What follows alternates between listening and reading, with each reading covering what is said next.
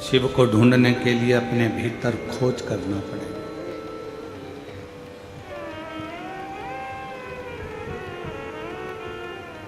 मंदिर, देवालय, शिवालय में भगवान शंकर तो केवल एक प्रतिबिंब के रूप में मिलेंगे, एक प्रतिबिंब। पर यदि आपको सही में अगर शंकर का दर्शन करना है तो अपने भीतर उसको खोजने का प्रयास करें।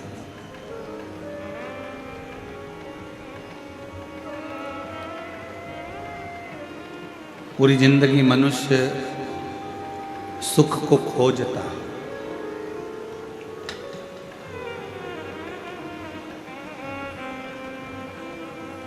और पूरा जीवन जब वो सुख खोज खोज कर थक जाता है तब आखिरी में एक हाथ थोड़ा सा ऊंचा रखो, एक थोड़ा सा ऊंचा। जब सुख खोजते खोजते वो थक जाता है तब आखिरी में वो फिर प्राणों को त्याग देता है और मृत्यु की सैया पर सो जाता है।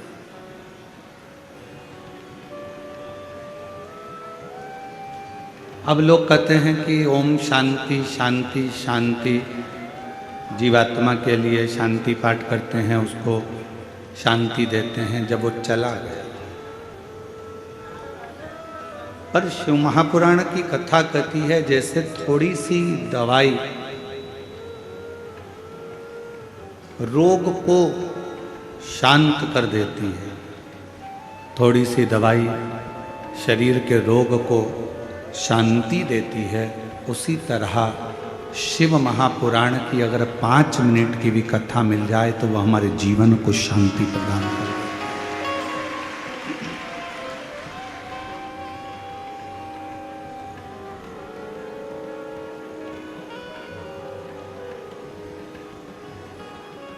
शिव पुराण आपको धन देगी कि नहीं देगी ये हमको नहीं मालूम। शिव महापुराण आपको दौलत देगी कि नहीं देगी ये हमको नहीं मालूम। शिव महापुराण आपको संपदा देगी कि नहीं देगी ये हमें नहीं मालूम। शिव पुराण आपको करोड़पति बनाएगी कि नहीं बनाएगी ये हमको नहीं मालूम। पर इतना जरूर मालूम है कि शिव महापुराण सुनने वाले के अंदर इतना बल आ जाता है कि शंकर भगवान को उसको लक्ष्मी देना ही पड़ता है, संपदा देना ही पड़ता।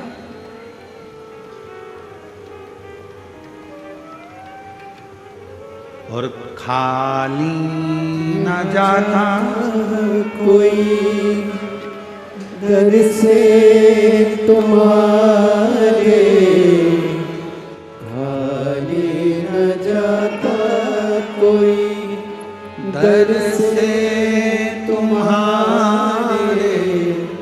मैं भी खड़ी हूँ नंदी बागे पसारे, अपने हृदय से लगा लगा लो, गिरा जा रहा उठा लो, भोले अपने दर से अब तो न टालो, गिरी जा रही हूँ उठा लो, उठा लो। शिव पुराण की कथा आप जितने सालों से सुन रहे हो, 1 साल 2 साल 5 साल 4 साल 3 साल, आपका पुराना समय निकाल कर देखो। और जब से आपने शंकर जी को 1 लोटा जल चढ़ाना प्रारंभ करा, शिव महापुराण की कथा सुनना प्रारंभ करी, उसके बाद का समय निकाल कर देखिए, आपको किसी के आगे हाथ फैलाने की जरूरत नहीं पड़ी। मेरे बाबा ने हाथ पकड़ा।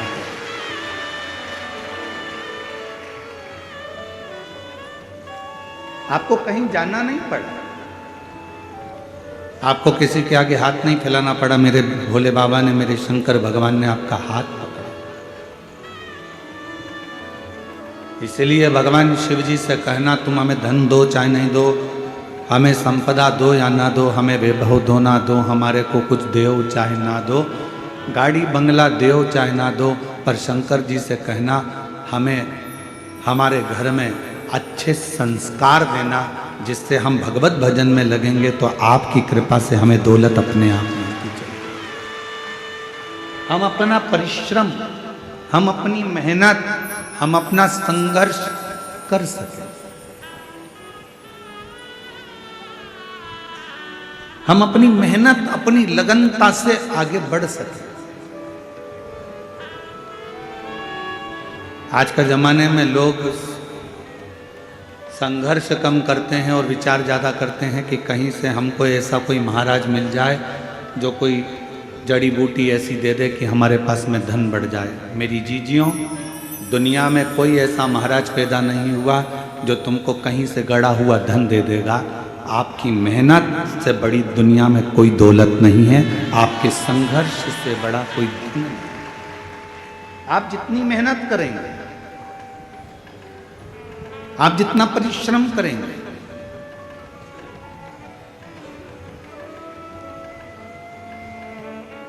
हम आपसे पूछें उत्तर देना, पार्किंग से कथा स्थल कितना मीटर की दूरी पर है? 500 मीटर या 1 किलोमीटर तो होगा? बोलो बोलो जम के। 500 मीटर तो होगा है? 1 किलोमीटर है। पार्किंग से कथा स्थल 1 किलोमीटर है और 1 किलोमीटर दूर आपकी गाड़ी छूट गई। उसके बाद चलना किसको है? जम के बोलो, आपको। कोई आपको पीठ पे बिठा कर ले जाएगा क्या? जम के बोलो, नहीं।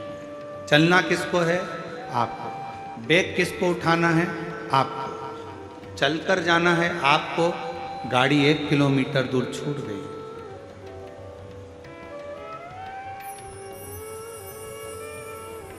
आपको बढ़ना है, आगे बढ़ते जाना। गाड़ी पीछे छूट गई है। संसार, परिवार, कुटुंब, कबीला, नाते, रिश्ते, ये एक पार्किंग तक तुम्हारा साथ देंगे। उसके बाद तो तुम्हें अकेले चलते जाना है और अपनी मंजिल तक पहुंच जाना।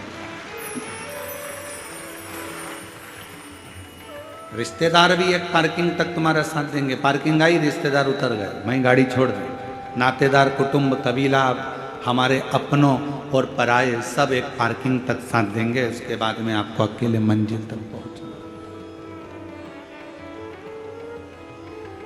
फिर वहां कोई दूसरा नहीं है।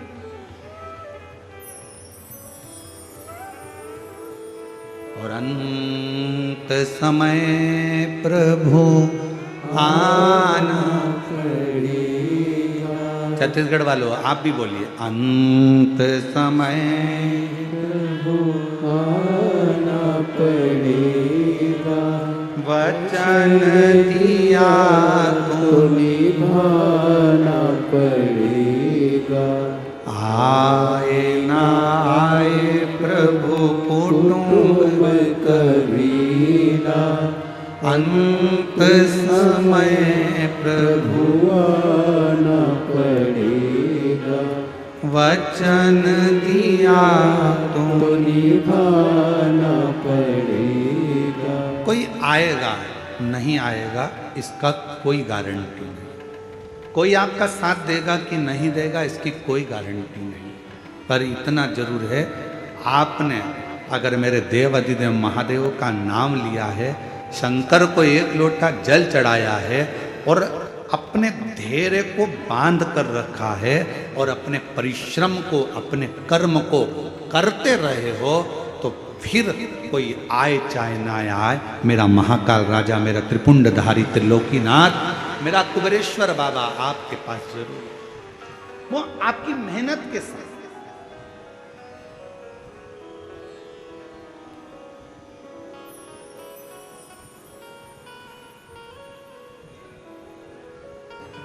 मेहनत करो ही ना और आखिरी में तुम कह दो कि भगवान तो मेरा साथ ही नहीं दे रहा। दुकान खोलो ही ना और कहो कि ग्राहकी नहीं आ रहा है। पशुपतिनाथ का व्रत कर रहे हो और कहते हो कि मेरा बाबा सुनता ही नहीं है। मैंने 5 बार व्रत कर लिया, 4 बार कर लिया। व्रत करना मूल नहीं है, दिल को लगाना मूल है।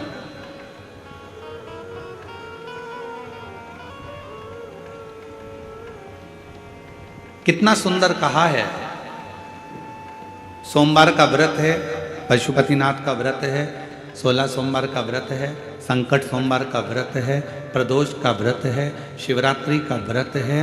उस दिन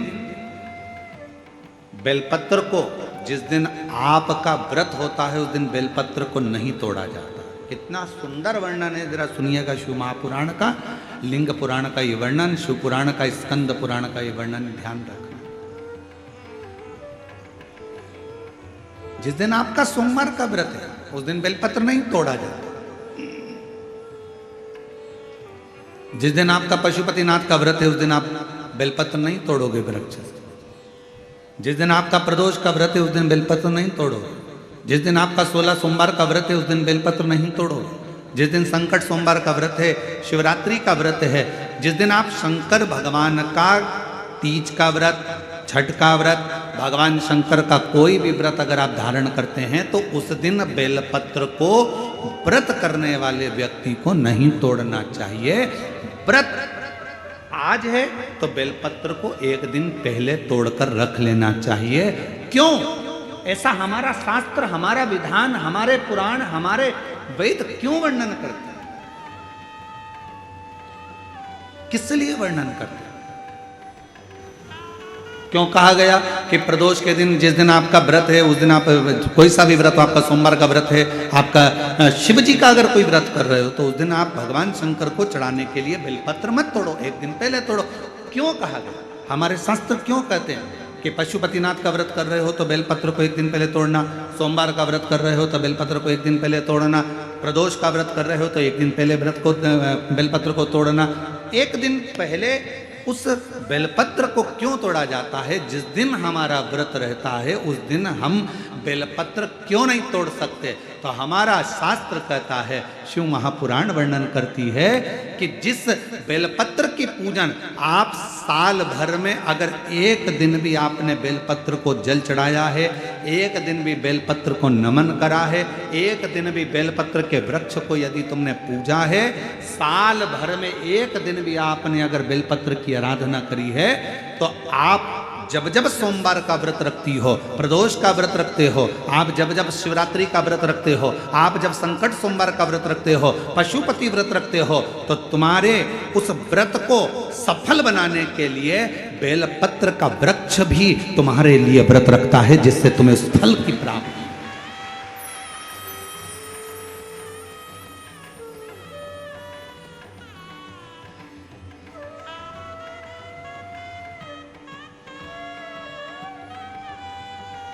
कथा सुनने आ रहे हो? घर के बाहर बेलपत्र का पेड़ है,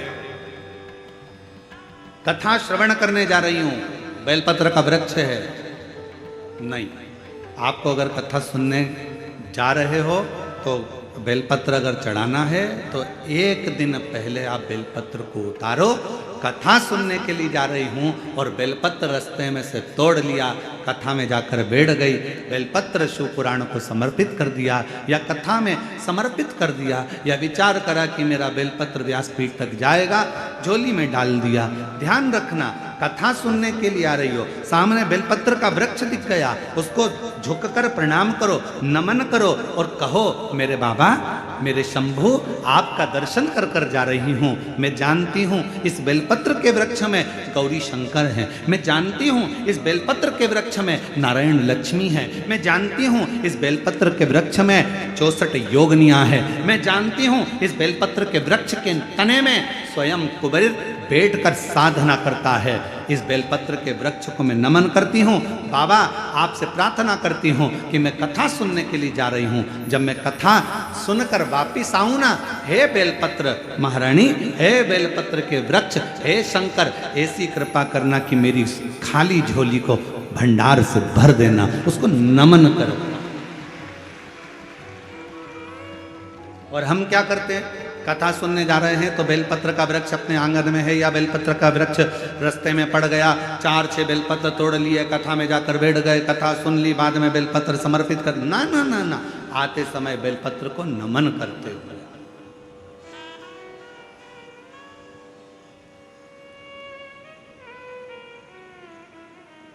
प्रणाम करते हुए, विनय करते हुए, और मैंने तेरे ही भरोसे बाबा तेरे ही भरोसे हवा बिच उड़ती जागी बाबा डोर है तो चढ़ीना में कटी जागी बोले मैं तेरी पतंग शंभू मैं तेरी पतंग हवा बिच उड़ती जागी बाबा डोर है तो चढ़ीना में कटी जागी बोले मैं तेरी आप उसको नमन करिए।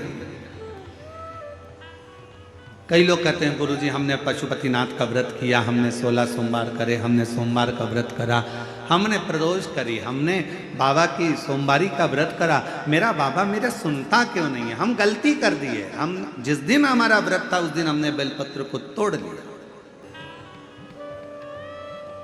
उतार लिया, हम भूल गए।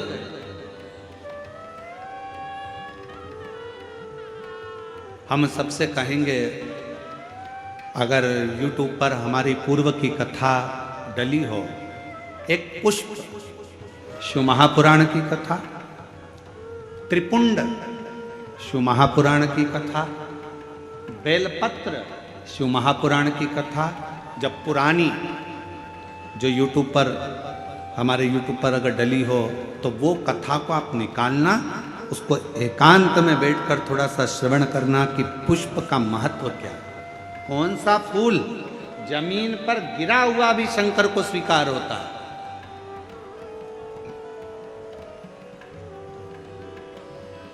कौन सा पुष्प शिव को किस स्थान पर चढ़ाया जाए। क्यों सोमवार, अष्टमी और ये अन्य जितनी तिथियां होती हैं, अमावस्या, पूर्णिमा, प्रदोष, चतुर्दशी, त्रयोदशी, ऐसा वर्णन उसमें आता है कि इन दिन बेलपत्र को नहीं तोड़ा जाता। अष्टमी, नवमी, ये तिथियां हैं, क्यों नहीं तोड़ा? किस लिए? क्या कारण है कि इन तिथियों पर बेलपत्र को नहीं तोड़ा जाता? तो कहा जब हम रोज बेलपत्र को जल चढ़ाते हैं, शंकर की आराधना करते हैं, तो बेलपत्र के वृक्ष के नीचे बैठकर देवता भी हमारे कल्याण की कामना करते हैं।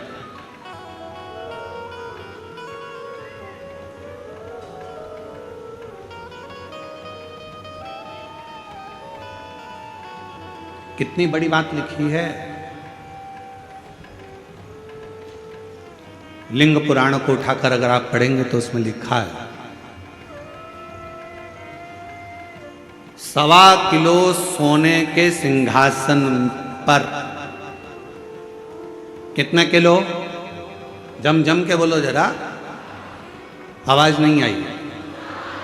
1.25 किलो सोने के सिंहासन पर मखमल का गद्दा बिछाकर एक शालिग्राम भगवान की मूर्ति, शालिग्राम भगवान की शिला रखकर उस पर सोने का छत्र 0.5 किलो का लगाकर हीरों और पन्नों से शालिग्राम भगवान का श्रृंगार कर कर किसी को दान करने का फल मात्र एक बेलपत्र शंकर के मंदिर में चढ़ाने से प्राप्त हो जाता है।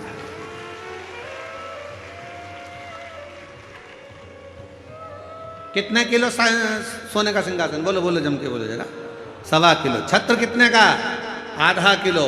हीरे, रतन, माणिक, मोती, सोने से जड़े हुए शालिग्राम भगवान को सिंहासन पर रखकर दान करने का जो पुण्य होता है, 1000 अश्वमेध यज्ञ का बराबर का जो पुण्य होता है, हजारों सर्वोत्तम यज्ञ करने का जो पुण्य होता है, सोम यज्ञ करने का जो पुण्य होता है, वो एक बेलपत्र शंकर भगवान को चढ़ाकर भगवान शिव को अर्पित करने से प्राप्त हो जाता है। और ऐसा यज्ञ का फल मेरा विश्वास करता है मेरे छत्तीसगढ़ वासियों के लिए, मेरे संपूर्ण देशवासियों के लिए, मेरे संपूर्ण विश्व में रहने वाले शिव भक्तों के लिए। ये मेरा दिल कहता है कि इतना बड़ा दान मेरा मन करता है कि आप सब हफ्ते में कम से कम एक दिन ऐसा आता होगा कि आप भी एक बेलपत्र शंकर को चढ़ाते होगे, तो समझ लेना कि आपने भी अश्वमेध यज्ञ, सोम यज्ञ और स्वर्ण सिंहासन, स्वर्ण छत्र का दान अपने जीवन में कर लिया।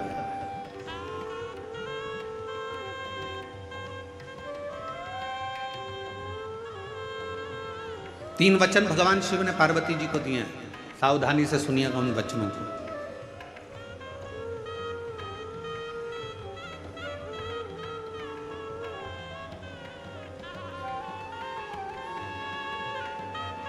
दो वचन तो काशी के हैं और एक वचन अमरनाथ की गुफा का।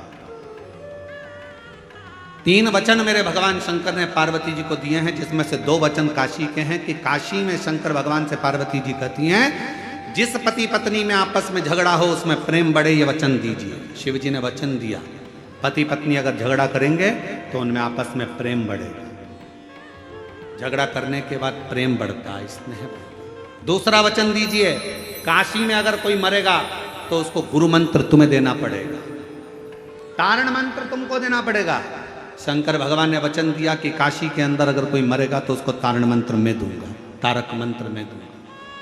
और अमरनाथ की गुफा में तीसरे नंबर का वचन भगवान शंकर ने दिया, शिव जी ने दिया। बाबा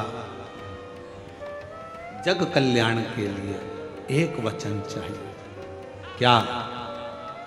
भूल से भी अगर कोई एक बेलपत्र का स्पर्श मात्र कर ले, स्पर्श मात्र कर ले, अगर भूल से भी अगर कोई बेलपत्र को छू ले या बेलपत्र का स्पर्श कर कर आपकी आराधना में या किसी को दान में दे दे, तो वो संसार सागर में दूसरी बार जन्म ना ले, वो आपके धाम में जाकर विराज नहीं। वचन दीजिए। पुनरपि जननम पुनरपि मरणम के प्रपंच से छुड़ा देता है एक बेलपत्र का पौधा।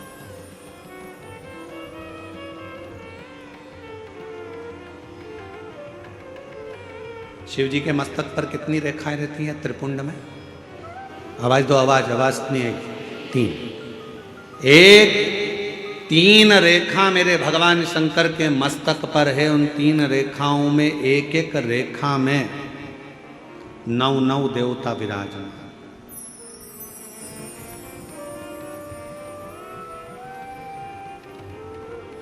एक रेखा में 9 देवता, दूसरी रेखा में 9 देवता, तीसरी रेखा में 9 देवता।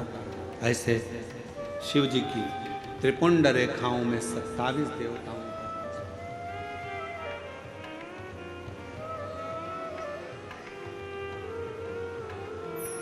पूरे एक त्रिपुंड में।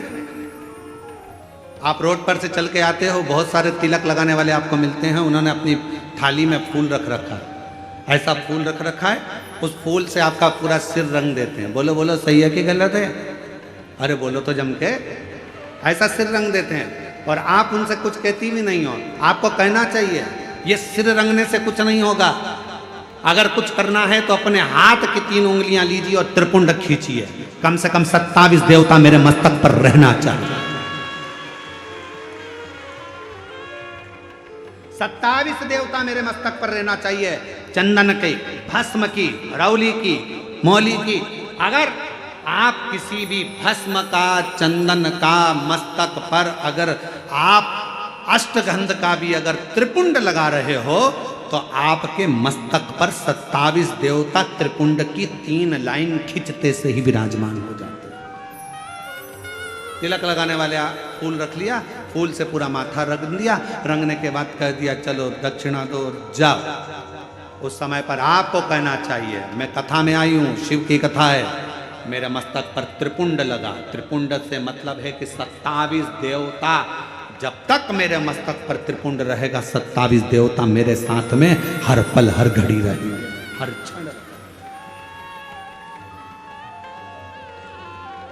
पर हम नहीं बोल पाते। उन्होंने लिया फूल से रंग दिया, नहीं नहीं नहीं, हमको त्रिपुंड लगाइए, हमारे मस्तक पर त्रिपुंड होना चाहिए।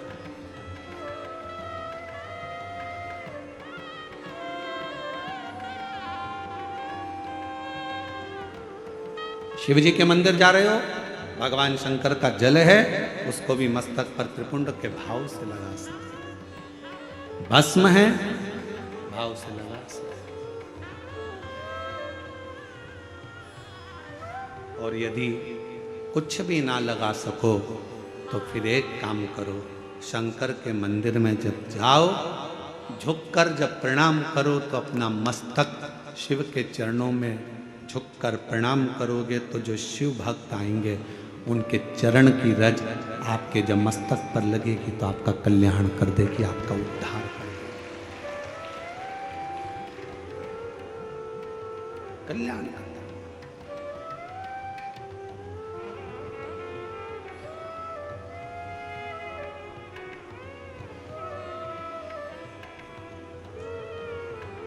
कहते हैं कि 27 देवता जो त्रिपुंड में विराजमान है वो शंकर से मिलाने का कार्य करते हैं, शिव से मिलाने। बाकी सी लटक गई, नैनों में अटक गई, कब तुम दर्श दिखाओगे। बाकी सी लटक गई, नैनों में अटक गई, कब तुम दर्श दिखाओगे। हिचक्याना रुके भोलेनाथ, मने थारी याद सतावे। ओ काशी के भोलेनाथ, मने थारी याद सतावे।